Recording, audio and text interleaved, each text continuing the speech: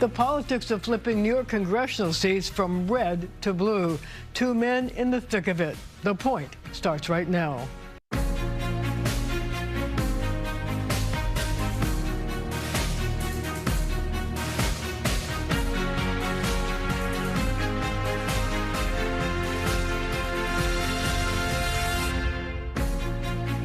Michael Gianaris is a Deputy Senate Majority Leader, a man who played a major role in the state legislature's decision to tinker with the congressional lines originally drawn by the Bipartisan Commission.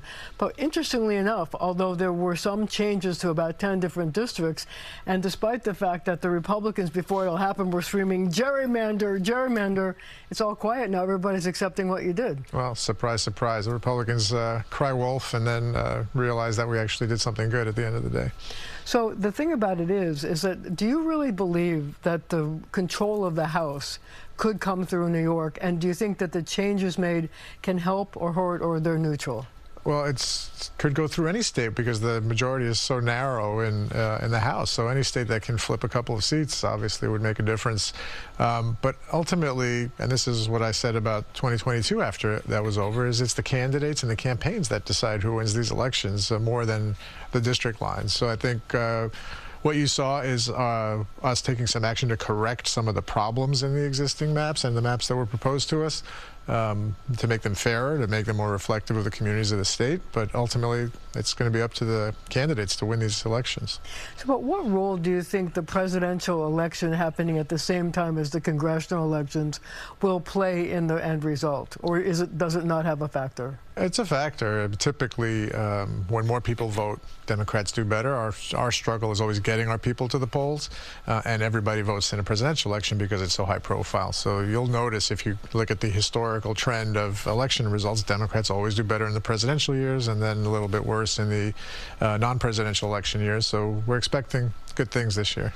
So there's a question that I have. I noticed that one of the districts that you didn't change, was Mike Lawler's district in, I think it's Rockland in upstate. And it's a Democratic district, basically.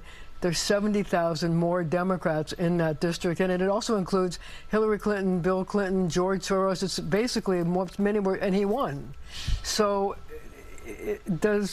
given the fact that it's a presidential election year, are you optimistic that you could flip that seat, even though no changes at all were made? Yeah, sure. I mean, it's a good question, right? Because some people were asking us, why didn't you lean in more and change these districts even more to help Democrats? First of all, we're not allowed to. The Constitution of the state does not allow political considerations to come into the drawing of lines, so we couldn't do that even if we wanted to. But your point is well taken. If you're already sitting in a district that Biden won by double digits or almost... In 2020, he did win by double digits. So go win your election in that district. It's a Democratic district, as you pointed out. So it really comes back to the candidates and the campaigns. New York is a blue state. Blue candidates should be winning these elections no matter how the lines are drawn, and we shouldn't have to lean in a district like that to make a difference. And yet this is going to be an election season where various PACs and campaigns are going to be spending big bucks as there's a big war to change some of these seats and flip the red seats to blue seats. Do you think it's going to matter, the amount of money that's going to be spent here and poured in? Yeah, unfortunately, money does matter in these campaigns. We're still living with the consequences of the Supreme Court years ago deciding the Citizens United case that said corporations can spend freely in these elections. And that has not been a positive impact on our democracy. But we just saw it in the special election in the 3rd district where Tom Suozzi won his old seat back. So much money spent in that election to get people activated and turned out to vote, and fortunately the right person won that election at least. Well, you know, I want to talk to you about that race because it was sort of interesting in that election he ran to the right of President Biden on immigration being a huge problem here in New York State and a big concern. Is that going to be a template for other Democrats when they run against Republicans in this coming up, congressional elections? Well, I'm not sure he ran to the right of the president. As I understood watching that election, he was faulting the Republicans for not agreeing to the bipartisan deal that the Democrats are offering. But he also called for more border security. Right, and look, the candidates are all different. They have different ideologies. The districts are very different, right? So the people of Long Island, I mean, by definition, these are swing districts, so they are swing voters in a lot of these places. And so these candidates have a message. They usually reflect the community well. Tom Suozzi has been active on Long Island for a very long time, and I think he is reflective of the values of the people of that district, and that's why he won. Do you think immigration will play a big role in how the congressional seats are decided this year? I imagine so. It's a very big issue, front of mind for a lot of people. The Republicans in particular are always looking for boogeymen to point to and try and blame their opponents for. So it'll certainly be an issue, but we saw that in that election, at least, it's not an issue that controls the outcome by virtue of the fact that Republicans are going to try and paint Democrats as ineffective on it. But also, you know, we talk about the effect of the presidential race on this election. But, you know, polls have not been completely good for President Biden here in New York. I wonder if that's going to play a role, and if his age will play a role, and if Donald Trump's legal problems are going to play a role. Like, how do we game this out? Well, there is an overarching issue beyond the migrants, the immigration issue, beyond a lot of the things we're talking about, and that is that Donald Trump is a danger to our everyday existence as a democracy. And I think a lot of people have seen that, believe it, absorb it. He encouraged an attempt to overthrow the elections, and so there's a great danger to him being elected. So is Joe Biden the most popular Democrat ever? No, but I think there's a comfort knowing that he's a steady hand that knows how to run this country in a responsible way, as opposed to Donald Trump, who, by the way, is up there in years himself. It's not like one of them is particularly more old than the other one. And he's had his own mental lapses over the last several months. But more important than any of that is he is a fundamental danger to the existence of our nation as we know it. And hopefully that message will get through in the next several months and people will decide accordingly. You know, when I go and I talk to voters, one of the things they raise, which I actually was unaware of at the time, was their concern that Donald Trump has said that he is going to pull the United States, or indicated he might pull the United States out of NATO. And that's something that a lot of people mention. And I wonder if you think that that is going to be something that's a factor in the upcoming campaign. Well, it should be, because it is such a fundamental change to the way the entire world is run and the alliances that exist, that it would be incredibly dangerous to do something like that. What I have seen over the years is people are much more concerned with bread and butter issues at home. How's the economy doing? What about their own personal freedoms, which are at risk now, particularly as it relates to women's reproductive rights and a host of others. And so I think for some people, they will think internationally like that, but for the most part, it will be local issues that decide these elections. Well, one of the biggest local issues for you in the legislature is congestion pricing, which has generated a lot of heat and opposition. I know that you were part of the legislature that originally passed it, but you've been calling for changes and increases to buses so that people who live in transit deserts actually have an option. Is that actually a viable thing to get the MTA to do? Yeah, we actually developed that proposal in consultation with the MTA. We said to myself, Assemblymember Mamdani, who was pushing this on the Assembly side, we sat with the MTA and said, okay, we understand what you really need are more bus lanes. The city's been dragging its feet on doing that. We should all push for that. But what can you use in the short term to really get bus service to a place where it's desirable for people? It's not an option of last resort. I have no other way to get there but the bus, but it's something people want to do. And they said they could use this amount of money. We proposed $45 million for increased bus service. Right away, they could get it into the streets, increase bus frequency, make these buses run more efficiently within the existing infrastructure. And that's why we proposed it. So. And you want more free buses? Yeah. We had started a pilot program last year, one free bus route per borough. It has been wildly successful. The ridership on these lines has gone up around 20%, which is exactly the outcome we were hoping for. We are trying hard to get people back onto public transit. After the pandemic, things had dipped, and the restoration of that ridership has been slow in coming. But to see jumps like that, that's exactly what we need. It makes people safer, by the way, because if you're on an empty bus with someone you're afraid of, it's much scarier and much more dangerous than if you're on a full bus with one person who's potentially a problem. You have a lot of people who can help. It increases the feeling of safety. And it also is something that we should encourage for the environment for so many reasons. Better public transit works, and we're trying to get that to happen. And you want 5 free bus lanes in each borough, I think? We want a total of 15.3 per borough. Okay. Well, we're going to have to leave it right there for now, but our conversation continues right after the show on our streaming channel, CBS News, New York.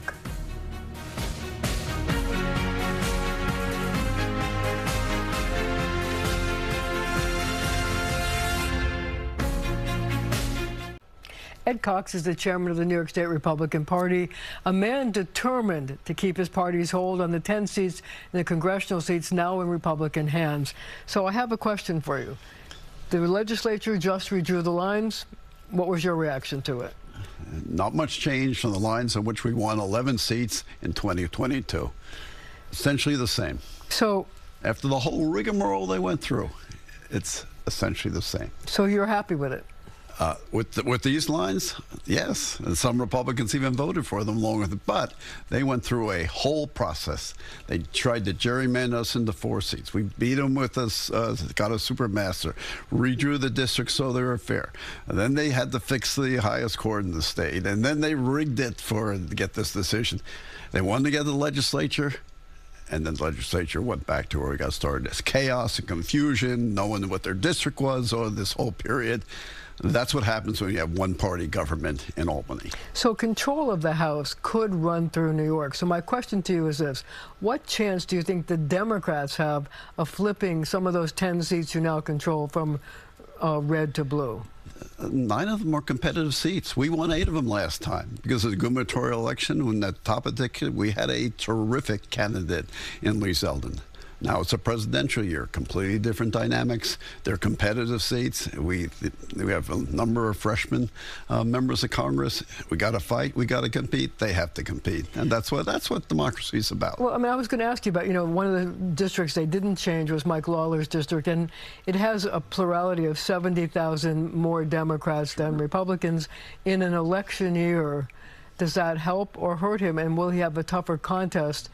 Given the fact that even though they didn't change the district, President Biden might attract more people. I think you never know quite how it's going to work. There are different theories about that, but Mike Lawler is a very good member of Congress.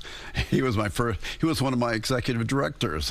He started with me as my driver in the McCain campaign. He's learned the ropes from the bottom up, and he's very good. So you think that that you're not that worried about that seat, or you think he's going to have a? Oh, I'm worried about all of them because they're competitive. Those basically 9 of those seats are competitive. We're looking to pick up one. On the other hand, the 8 that we have in competitive districts, we might. You're looking to pick up where? In the 18th. Really? Yeah. That was a competitive seat. It was very close last time. So how do you think you're going to do on Long Island? I think we'll do very well there.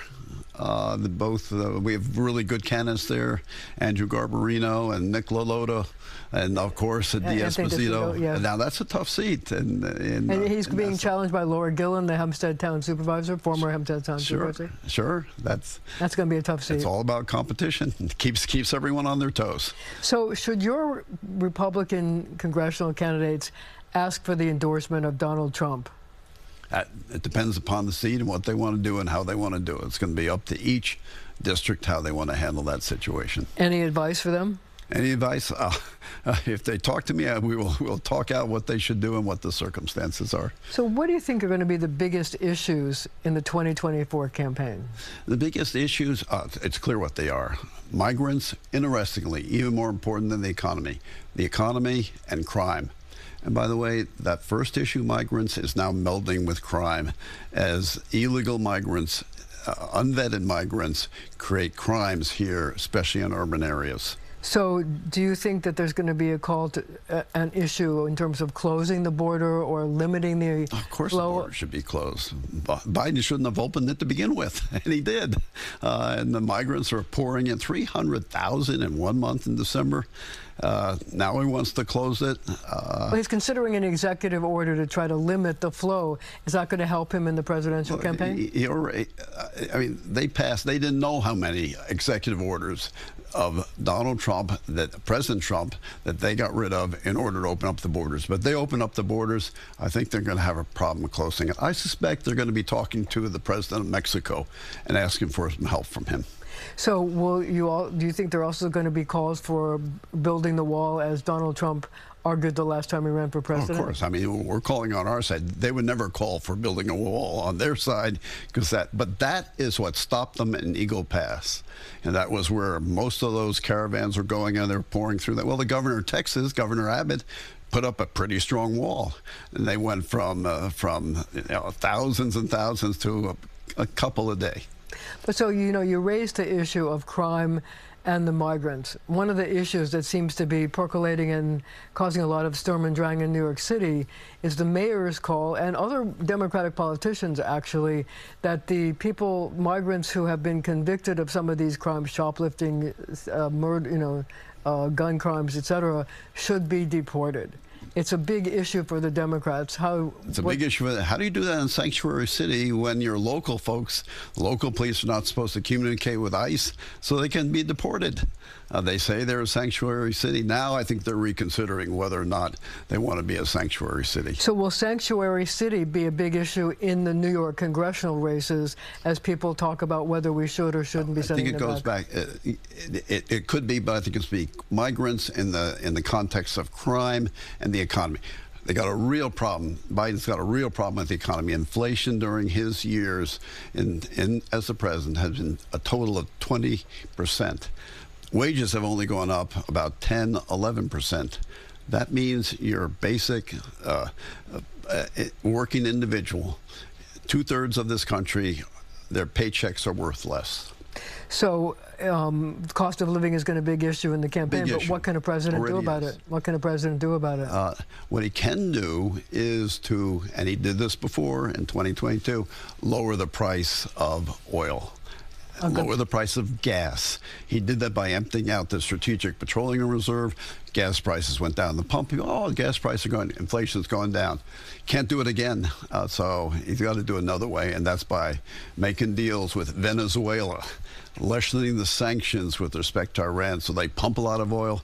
Problem is that drives up their reserves, and they can cause more problems with those reserves, as Iran is doing in the Middle East. But one issue that caused a big problem here in New York and also in the metropolitan area, New Jersey, Connecticut, was the former president's desire to eliminate the SALT deductions, the deductions of state and local taxes.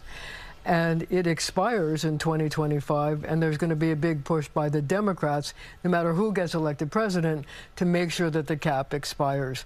Do you think Donald Trump is going to realize that it's such a big issue in New York, or he's just going to say, it's a Democratic state, I don't care? I don't know what he might do, but I'll tell you this. How do you members feel? of Congress here are all going to push for getting rid of that cap on the SALT deductions. Because? Because it should. This is what benefits their constituents. New Yorkers are going to fight for their constituents first and foremost. But should Donald Trump win, won't he oppose that?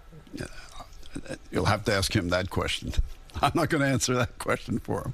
One last question. We only have a few minutes left, few seconds left. Age. Is age going to be a factor in the race? Of course.